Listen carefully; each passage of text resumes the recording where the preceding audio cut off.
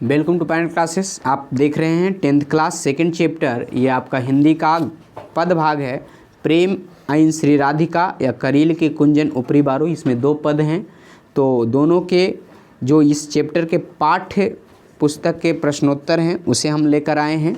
तो आपका पहला प्रश्न है, कवि ने माली मालिन किन्हीं और क्यों कहा है। ये क्वेश्चन बहुत बार पूछा गया है।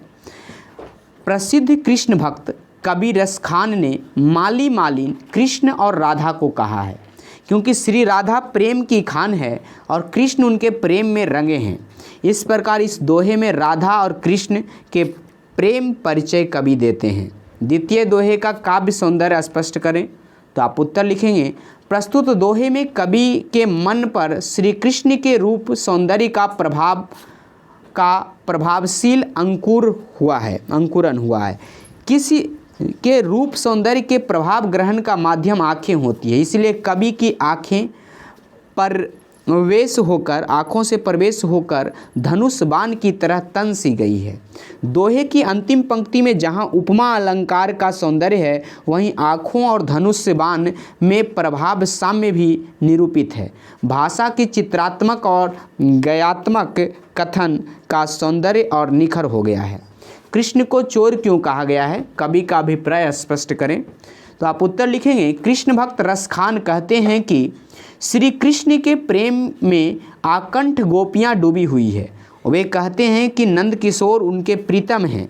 जिस दिन से श्री कृष्ण से उनकी आंखें लगी है या प्रेम की मोह में रम गई है, वे अपनी पलकों की ओर भी नहीं कर सकती। दिन रात उस नंद किशोर श्री कृष्ण के प्रेम मत वाली गोपियां कहती है कि वह पावन चित चोर उसका मन चुरा ले गया है। उसके बिना हमें कुछ नहीं दिखाई देता और सुनाई देता। अतः यहाँ कृष्ण को चित्त एवं मन का चोर के रूप में प्रस्तुत किया गया है। आगे सेवैये में कवि की कैसी आकांक्षा प्रकट होती है, भावार्थ बताते हुए स्पष्ट करें। तो आप उत्तर लिखेंगे, संप्रदाय मुक्त कृष्ण भक्त कवि रसखान सवैया में कृष्ण और उनके ब्रज पर अपना जीवन सर्वस्व निछावर कर देने की भावमयी विद्गथा यहाँ प्रदर्शित करते हैं। उनके लिए कृष्ण ही उनसे जुड़ी हुई प्रत्येक वस्तु अनमोल है। वे ब्रजमंडल की प्रकृति के अनन्य प्रेमी हैं। ब्रज को देखते हुए उन्हें कृष्ण से जुड़ने की अनुभूति होती है। रसखान यहाँ कहते हैं कि श्री कृष्ण की लकुटिया और कंबल के सामने तीनों लोक का राज निछावर है। नंद किशोर की गायों को चराने के सुख के सामने 8 सिद्धियां और 9 निधियों का सुख भुलाया जाता है। उनकी ललक है कि अपनी आँखों से ब्रज के वन बाग तालाब को निहारे। सोने के करोड़ों धाम ब्रज के करील की कुंजों के उन पर निछावर है। अतः इस प्रकार कृष्ण भक्त रसखान अपने सेवैये में अपनी आकांक्षा प्रकट करते हैं। आगे है, व्याख्या करें। मन पावन चित चोर पलक ओट ही नहीं करी सको। तो इसकी व्याख्या आप लिखेंगे, यहाँ श्री कृष्ण की याद में गोपियाँ अपनी सारी सूझबूझ खो चुकी है। इसके साथ ही वे अपने आरोप लगाती है कि नंद किशोर उनके प्रीतम हैं। जिस दिन से उनके प्रेम हुआ है या आँख लगी है, वे उसी दिन से अपने पलकों की ओर भी नहीं कर सके हैं। और वह नंद किशोर पावन चित चोर उनका मन गोपियों ने चुरा रखा है। दूसरा है आपका व्याख्या करने के लिए कि रसखानी कबो इन आखनी सौ ब्रज के बनबाग तराग निहारो। तो इसका आप लिखेंगे, रसखान के लिए कृष्ण के अलावा उनके प्रत्येक चीज़ को उनसे जुड़ी हुई है और वह अनमोल हैं। वे ब्रजमंडल की प्रकृति के भी प्रेमी हैं। ब्रज को देखने से कृष्ण भक्त रसखान को कृष्ण से जुड़ने की अनुभूति महसूस होती है। अतः उनकी यह ललक या अभिलाषा है कि वे अपनी आँखों से ब्रज के वन बाग तालाब को निहारें। भाषा की बात मतलब ग्रामर। समास निर्देश करते हुए निम्नलिखित पदों के विग्रह करें। जैसे ऐन, तो प्रेम ऐन, तो प्रेम का घर संबंध तत्पुरुष है ये। प्रेम बरन, तो प्रेम में डूबी हुई, ये अव्ययी भाव है। नंद के नंद, ये तत्पुरुष समास है। प्रेम वाटिका, प्रेम के लिए वाटिका संप्रदाय तत्पुरुष है।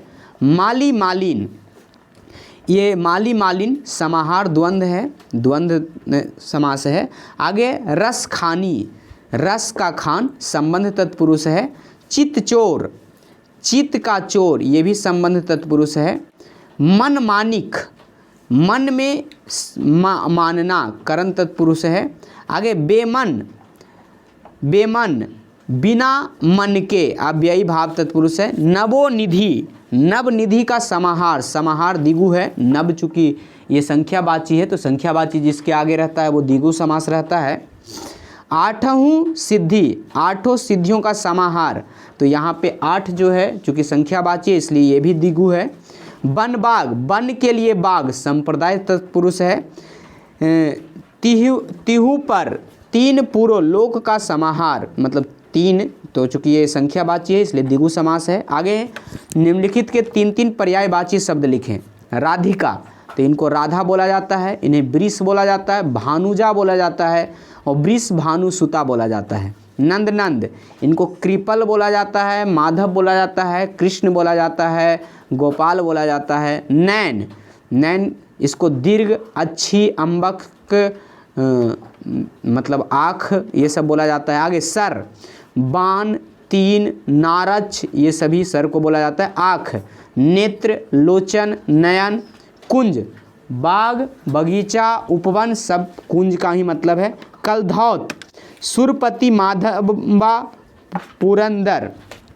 कविता से क्रिया रूपों का चयन करते हुए उनके मूल रूपों को स्पष्ट करें। प्रेम वरण, तो यहाँ पे प्रेम वरण, चितचोर, नैन लगियो, करी कर सकौ, तजी डारौ, गाई चराई, तराग चिहारौ, ऊपर बारौ, ऊपरी बारौ, मतलब जो 2 ऐसे शब्द जो एक साथ बोले जाते हैं परंतु लिखे अलग अलग जाते हैं तो उन्हीं को हम क्या बोलते हैं कि क्रिया रूपों का चयन करते हुए मूल रूप को स्पष्ट करें। तो इसमें एक क्रिया है और एक क्या है, एक उससे संबंध रखता हुआ शब्द है। तो इस प्रकार से आपका यह पाठ समाप्त हुआ। बने रहें पायनियर ऑडियो बुक या क्वेश्चन आंसर में।